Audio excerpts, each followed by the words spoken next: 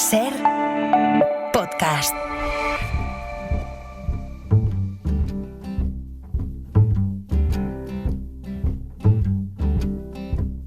In the water, fire, I'll go wherever you go. In the valley, in the canyons, I'll go wherever you go. A vivir que son 2 días. Con Javier del Pino. Hey love,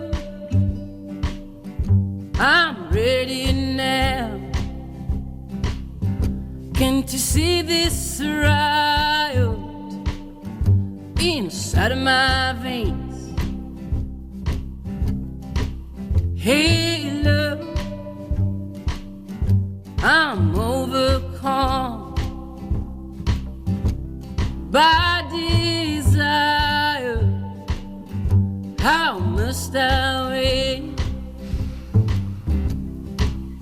In the water, the fire, I'll go wherever you go.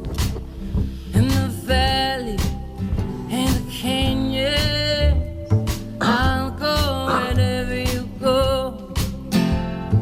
Pedro Estupiñán, Javier San Pedro, ¿cómo estáis? Buenos días. Hola, buenos días. Javier es doctor en genética y biología molecular, colaborador del País. Pera es químico, es bioquímico, conduce en la 2 El cazador de cerebros, que está en hiatus, esto que llamamos los americanos, en hiatus, ¿no? Un poquito. Hiatus. Te lo han comentado ya, ¿eh? No, No, bueno, estamos en una pequeña pausa. no tenía que haberte preguntado por eso. No pensaba. Perdona, vale. O sea, nos has dicho paciencia y esperanza. Paciencia y esperanza. Bueno, desde aquí un llamamiento y si no hacemos un crowdfunding para que haya, ¿no? No. Cuando uno pide paciencia y esperanza, que está ya en las últimas. Está desahuciado. No, todo va a salir bien. Oye, había un titular esta semana que era muy gracioso el titular. Decía, entrecomillado, en un extraño giro de los acontecimientos, Jesús Calleja será el tercer español en toda la historia en viajar al espacio. Esto será pagando, supongo, ¿no? ¿Cómo es esto? 2,5 millones creo que cobran por el billete. Por ¿sí? eso, ¿y esto quién lo paga? Pues donde está. Esto creo que es para un documental de Amazon. Sí, de Amazon, solo el viaje. sí. Si este es el precio del viaje, equivaldría a las 9 temporadas El Cazador de Cerebros que hemos hecho. O sea que, más o menos. Es decir, no, a ver. O sea, bueno, es Jeff Bezos, ¿no? Amazon. Claro, Sí. Blue Origin. Blue Origin, o sea que el del cohete es el mismo que el del programa. Le habrá hecho un precio, supongo. Vale. Digo yo.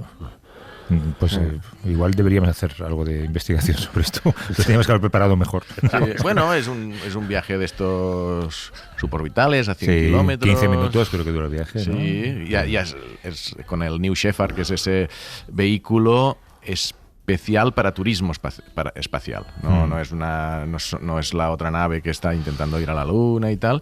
Es una parte del negocio de Blue Origin, es hacer turismo espacial a gente que sí que paga estas cantidades para estar estos 15 minutos dando Pero vueltas. con 15 minutos no llena el programa, ¿no? Porque Bueno, tú ya sabes que en estos realities, entre correr por la playa y subir al espacio, te llenas un par de horas, ¿no?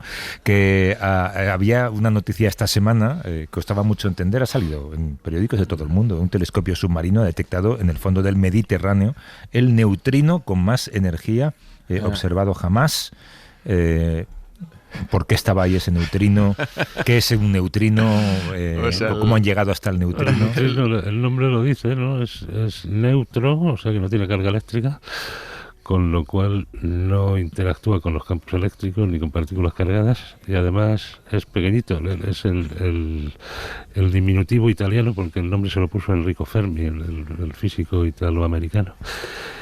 O sea que es muy pequeñito, tiene muy poca masa y por lo tanto tampoco interactúa muy bien con la masa. Puede atravesar 1 kilómetro cúbico de plomo sin mayores problemas.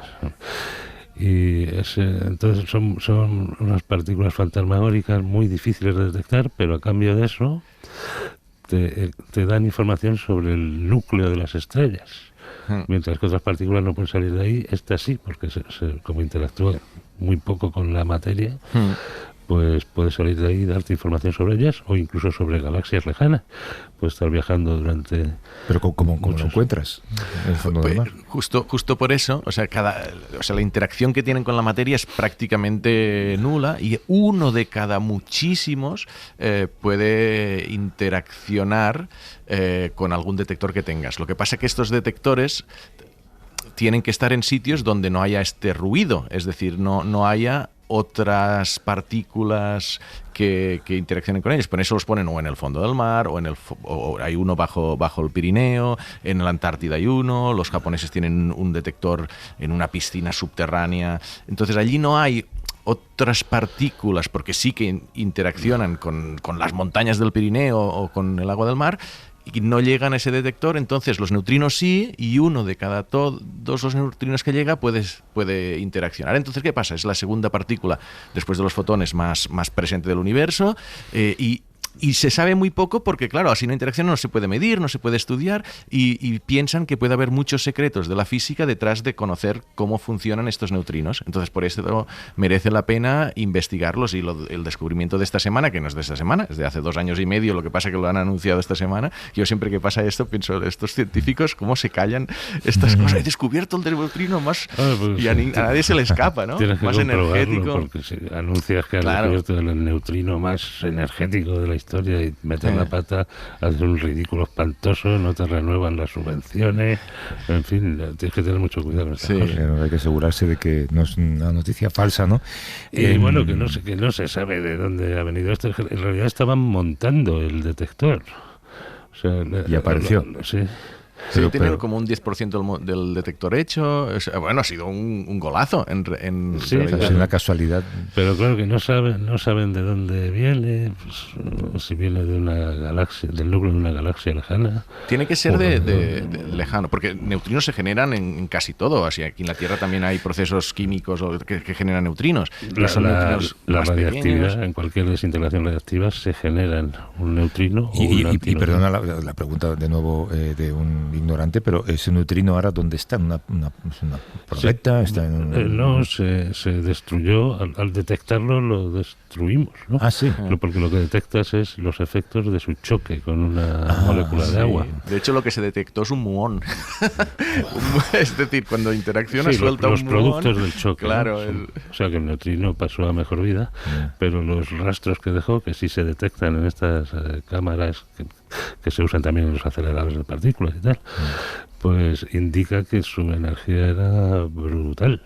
Mucho más de lo que podemos alcanzar en un... ¿Cómo documentas esto? ¿Con imágenes? Sí, hay imágenes de los productos del choque, ¿no? Tienes esas imágenes y puedes ver cómo se curvan en un campo eléctrico y deducir qué carga tienen estos productos de degradación. En fin, son los detectores que se usan en los aceleradores de partículas. Bueno, también. la semana que viene hacemos segundo de neutrinos, ¿vale? Hablábamos de Groenlandia, haciendo mucho por el interés geopolítico de Trump. Resulta que ahora sabemos que la genética de los groenlandeses parece ser única en el mundo, por los aislados que han vivido. Son 56.000 habitantes y vienen de solamente 300 personas que colonizaron la isla hace unos 1.000 años aproximadamente. Eso es consanguinidad, ¿no? Sí, una población fundadora tan pequeña, pues aunque esté amplificada de 300 a los 60.000 actuales, redondando, pues para empezar, en 300 personas no tienes una muestra representativa de toda la variación humana. De manera que ya hay un efecto, un sesgo por el efecto fundador, por el hecho de que unas pocas personas hayan colonizado una isla y se hayan propagado. Y esto da lugar a lo que podemos imaginar que son efectos de la endogamia, en el sentido genético del término. No es que haya endogamia hoy, pero estamos viendo los resultados de 1.000 años de endogamia anterior. Y entonces hay, por ejemplo, hay genes que son mucho más comunes allí que en el resto de las poblaciones humanas y que afectan a la vesícula biliar, por ejemplo. Es una enfermedad hereditaria muy típica de Groenlandia, ¿no? Pero por otro lado también hay adaptaciones, que es curioso, ¿no? Pues solo en 1.000 años se ve un efecto de adaptación evolutiva. Es muy poco tiempo, ¿no? Para uno. Es muy poco tiempo, ¿no? Siempre lo tradicional es pensar que hace falta millones de años para ver una adaptación en marcha, pero los fenómenos son muy rápidos. Y como la dieta allí es muy rica en ácidos omega 3, comen focas, salmones.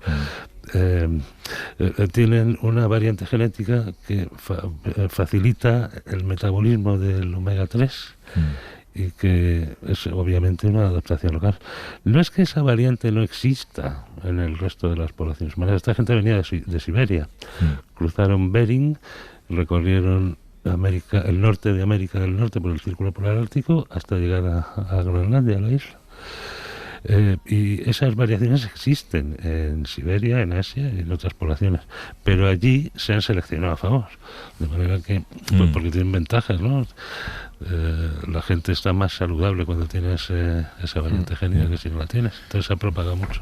Qué interesante. En el capítulo Ozempic de la semana dedicamos siempre unos minutos, no sé si habéis leído esta semana un reportaje muy interesante sobre cómo un alto porcentaje de la clase médica norteamericana está tomando Ozempic, lo cual es la demostración última de que confían en ese medicamento, y que parece que en los congresos médicos norteamericanos, cuando llega la hora de la cena y se sientan todos en la mesa los médicos, el que a la segunda pinchada retira el plato mira al de al lado y dice: ¿tú también, no? Sí, yo también. ¿En serio? Qué bueno. Sí, y hay pues son muchos médicos que también están perdiendo, en algún caso citaba un tercio de su peso, que no sé si quizá es demasiado. Es una pasada. Hombre, si estás muy, muy gordo, si pesas 150 kilos te puede interesar perder un tercio de tu peso, sí. Pero claro, habría que...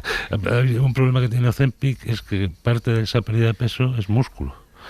Y no te interesa perder músculo. Y hay 100 y pico medicamentos post-Ozempic ahora mismo en diversas fases de ensayos clínicos y fases preparativas que algunos abordan este problema. Los primeros que lleguen van a abordar este problema específicamente, obtener las ventajas del Ozempic de pérdida de grasa y otras, mejora de la salud cardiovascular y retraso de las enfermedades neurodegenerativas, sin perder músculo, ¿no? Esa es una de las pastillas que va a venir, de las inyecciones que va a venir. No, otros son orales, porque ahora son una inyección semanal, ¿no? Y otras van a ser pastillas. En fin, una vez que te funciona un fármaco... Hombre, ya es cuestión de... empieza a variar, ¿no? Es que bueno, salió como noticia más importante del 2023, creo que era, y es una clara revolución. Esto funciona, lo que dices de los médicos, hay una plena confianza, entonces... Hay una investigación enorme en mejorar detalles que pueden ser pastillas en lugar de pinchazos. Hay un 10-20% de personas que no les funciona. A ver si encontramos algo que sí que funcione. Lo más importante es lo que ha dicho del músculo Javier, es decir, que cuando tomas mucho Ozempic, si reduces la dieta, pues hay una pérdida de masa muscular, es decir, algo que menos efectos secundarios, menos como efectos secundarios, náuseas, diarreas. Exacto, entonces... Sí, decían estos médicos norteamericanos que además, como ellos acuden a congresos habitualmente, que ahora intentan ir más a congresos médicos europeos, porque el Ozempic, un tratamiento de Ozempic en Estados Unidos cuesta unos $1.300 al mes, y en Europa creo que cuesta unos 200 y pico. Entonces, digamos que se ponen en contacto, financiados, se ponen en contacto con médicos europeos para que de alguna manera se lo receten a ellos. Entonces empieza a haber como tráfico de Ozempic entre los médicos. Sí, porque claro, no se lo recetan a todo el mundo. Llevamos años discutiendo que si esto desabastece las farmacias de algunos fármacos que necesitan los diabéticos, etcétera. Toda resistencia será fútil, superada, claro, será fútil. Sí, aparte de que ya me imagino que el nivel de producción de Ozempic ha alcanzado lo necesario. Bueno, no sé qué porcentaje del PIB danés. Por eso. Ya depende de esto, ¿no? Bueno, si tenemos unos minutos dentro de un rato, atendemos alguna llamada. Hay un número de teléfono que es el 638-855-349, un número de WhatsApp para que, si alguien quiere preguntaros algo o resolver alguna duda, es un número en el que pueden dejar también un mensaje, una nota de audio, 638-855-349. Antes de presentar a un invitado que nos está esperando, con el que vamos a hablar de cáncer, ¿cuánto podemos saber del cáncer ahora mismo a través de una analítica de sangre. Ha publicado Nature un estudio, ¿no? Un análisis de sangre barato puede detectar cáncer de páncreas antes de que se propague por el cuerpo. Claro, sí, este es un ensayo, es pequeñito, pero es muy prometedor, porque además afecta a un cáncer de páncreas que es de los que peor diagnóstico tienen, porque se esconde muy bien, porque cuando se detecta ya suele ser en unas etapas avanzadas y casi siempre tiene metástasis. Entonces, si tú puedes detectar unas proteasas específicas en la sangre que son indicadores... Los tumores les interesa romper el tejido normal, ¿no? Entonces tienen proteasas, una proteína que rompe otras proteínas. Y es parte del kit de herramientas de los tumores, ¿no? Entonces, los tumores lo usan para hacerse sitio en el tejido normal, pero las puedes detectar en la sangre, y las de páncreas son distintas de otras proteasas de otros tumores, ¿no? Cualquier cáncer que puedas detectar en sangre es un gran avance, porque ayuda al diagnóstico temprano, que es un factor fundamental en el diagnóstico. Science ha publicado un artículo que sugiere que el origen de algunas enfermedades crónicas como la inflamación, la fibrosis y el cáncer pueden estar en la acumulación de heridas mal curadas a lo largo de la vida. En la última década hemos vivido la revolución de la genética, hemos descifrado el ADN, hemos encontrado ahí el origen de muchas enfermedades. No todo lo explica la genética, y queríamos hablar de esa palabra, la palabra heridas. Uno de los autores de ese estudio es el español Carlos Pardo Pastor, investigador del Laboratorio de Fisiología Molecular en la Universidad Pompeu Fabra. Nos escucha en Radio Barcelona. ¿Qué tal, Carlos? ¿Cómo estás? Hola, buenos días, muy bien. Claro, alguien piensa en heridas y piensa en heridas en la piel, y seguramente el vínculo que pueda tener con cáncer de piel, pero vosotros en esa palabra englobáis muchas más cosas, heridas internas, ¿no? Sí, bastante parecido a nivel conceptual con lo que es una herida en la piel, y sobre todo con la respuesta del cuerpo a una herida, ya sea en la piel o sea dentro del pulmón o del estómago. Son, digamos, heridas mal curadas por cosas tan aleatorias. He leído como, por ejemplo, el daño de los microplásticos. Sí, esto, claro, se está empezando a ver ahora porque la alerta sobre los microplásticos es muy reciente. Pero sí, una cosa como los microplásticos o el aire contaminado, eso genera heridas que se curan, el cuerpo las va curando, y es muy bueno el curarlas porque la prueba es que llegamos a vivir muchos años, ¿no? Y esas heridas pasan constantemente.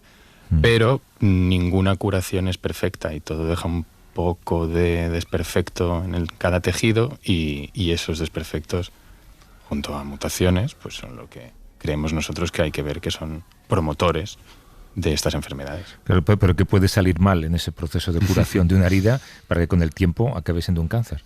Pues imagínate, una herida implica que se mueren unas células que hay que repoblar, y se rompe un tejido que hay que reconstruir. Y si tú tienes en tu casa una fuga en una tubería, para arreglarla hay que romper normalmente parte de la pared, hacer más destroza, ¿no? Y una vez está arreglada la tubería y bien sellada, tienes que volver a rellenar ese agujero, y por muy bien que encales, por muy bien que pongas masilla o ladrillos nuevos, no va a ser exactamente lo mismo que lo que había antes.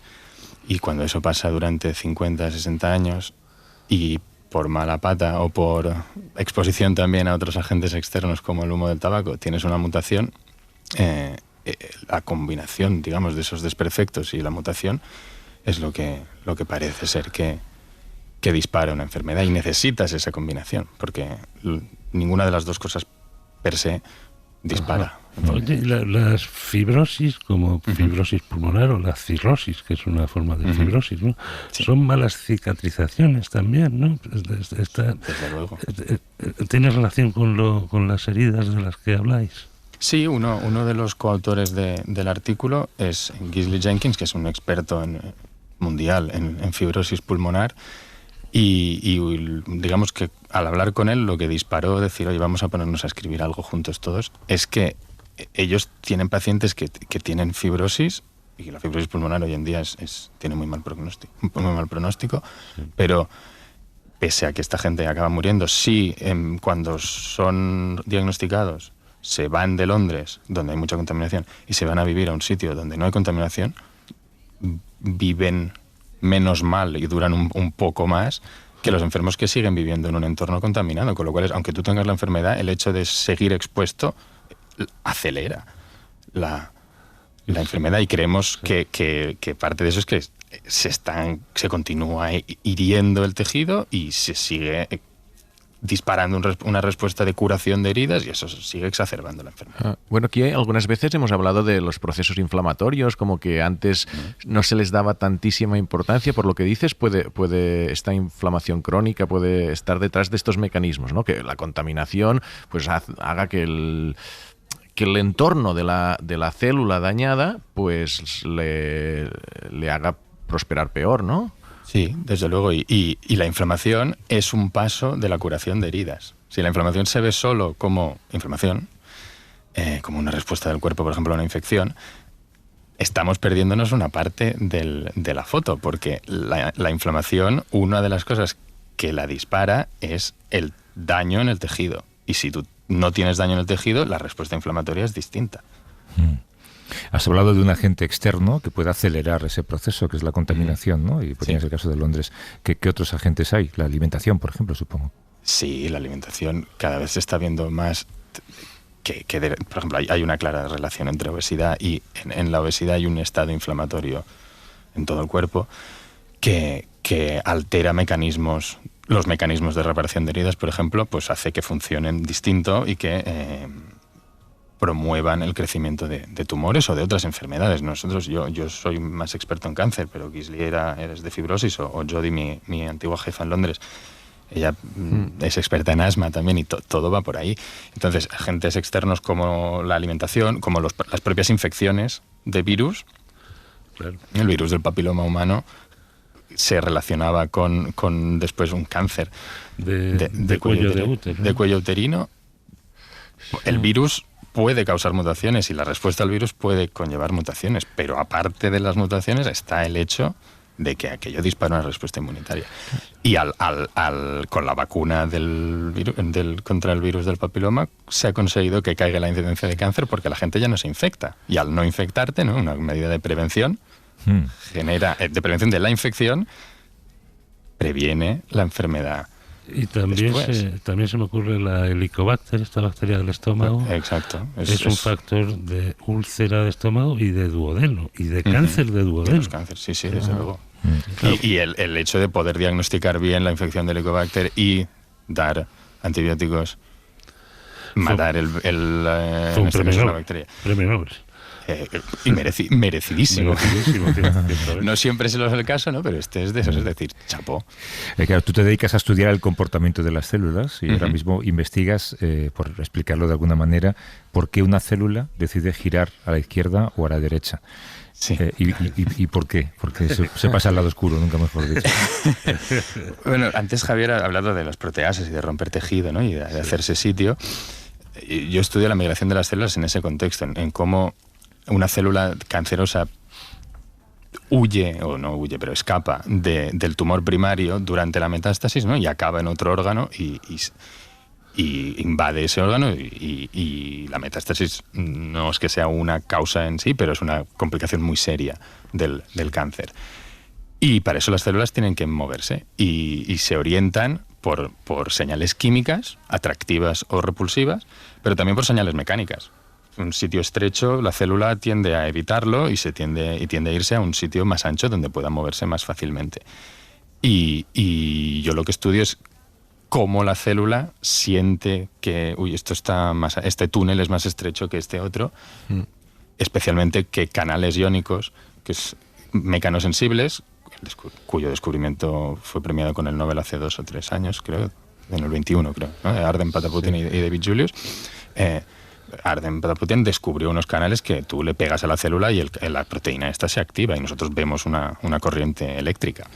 Y resulta que este canal está metido en todos los fregados que te imagines mecánicos de una célula, desde que te pones de pie. La escapada de las células que generan metástasis. Sí. Claro, es que ese trabajo conceptual tuyo, aquí me acuerdo que tuvimos una científica, Sonia Contera, que venía de Oxford y también trabajaba en esta parte de fuerzas físicas que influyen en el comportamiento de las células, porque inicialmente siempre estábamos pensando que la célula responde a a unas señales interiores, lo que le dice el ADN, o incluso químicas, pues obvio, si tiene una señal, pues reacciona.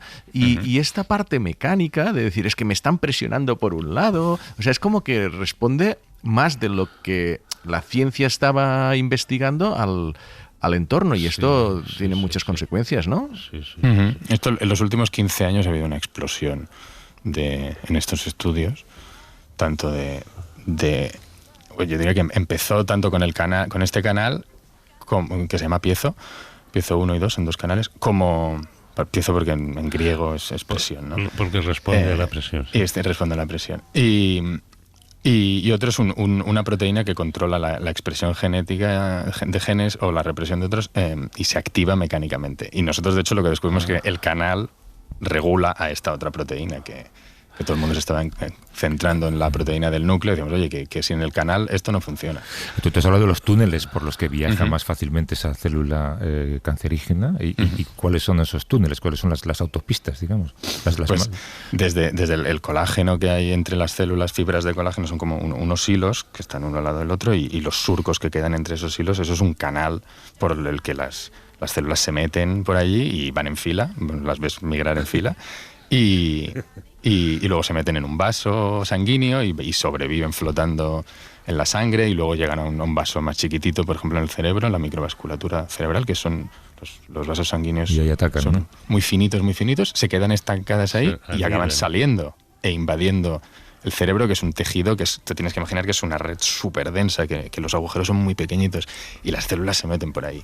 Es tremendo. No solo se meten, sino que se dividen y acaban formando otro tumor allí. O sea que las tías no solo sobreviven, sino que proliferan y prosperan. Durante el desarrollo del embrión, estas fuerzas mecánicas deben tener una importancia muy grande. Sí, esto es como el segundo bloque, es más reciente, pero sí, han encontrado que la implantación del embrión es un proceso invasivo, como si fuese una metástasis a nivel de mecanismos. Evidentemente no a nivel de consecuencias, pero sí a nivel de mecanismos. Pero esto es importante, son los mismos mecanismos, están conservados. Las células no inventan nada, ¿no? Porque no tienen agencia, pero hay una serie de mecanismos y los reciclan de una forma u otra. Y la invasión durante el proceso de implantación del embrión, es que es lo mismo.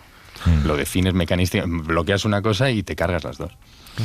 ¿Cómo cierras esas autopistas? Con microplástico.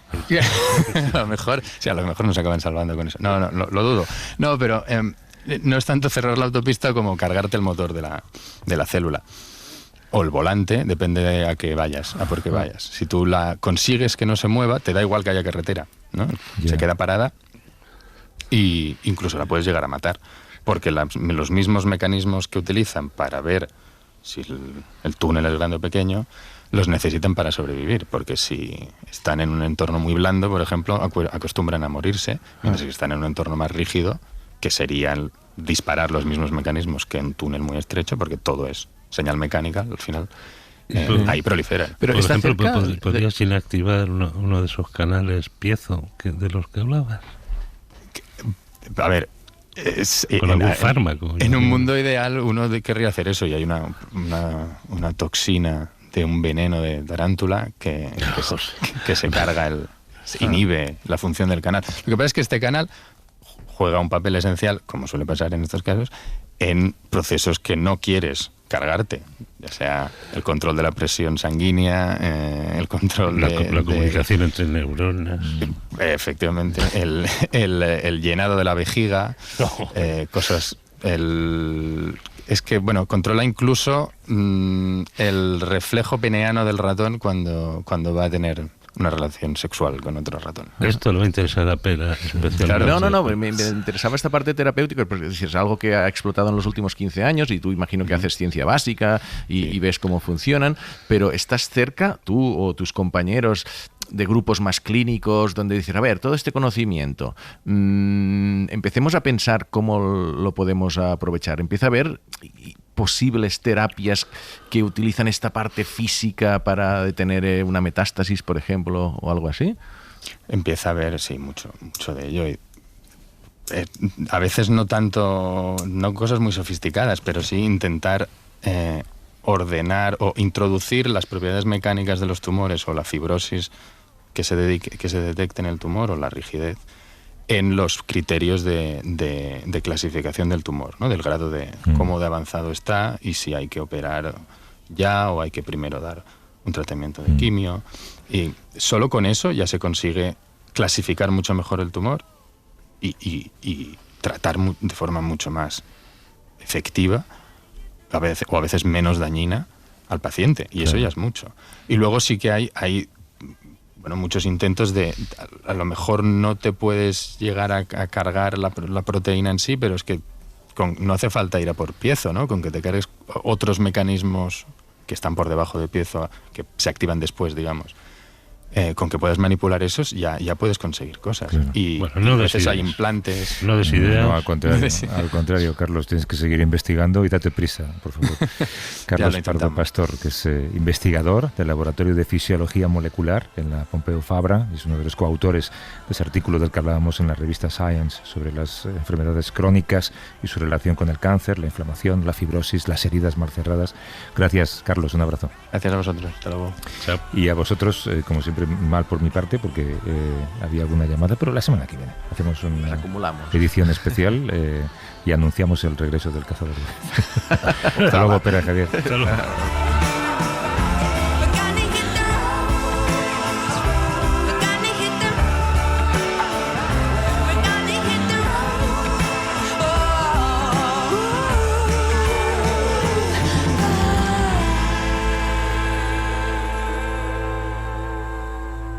Para no perderte ningún episodio, síguenos en la aplicación o la web de la SER, Podium Podcast o tu plataforma de audio favorita.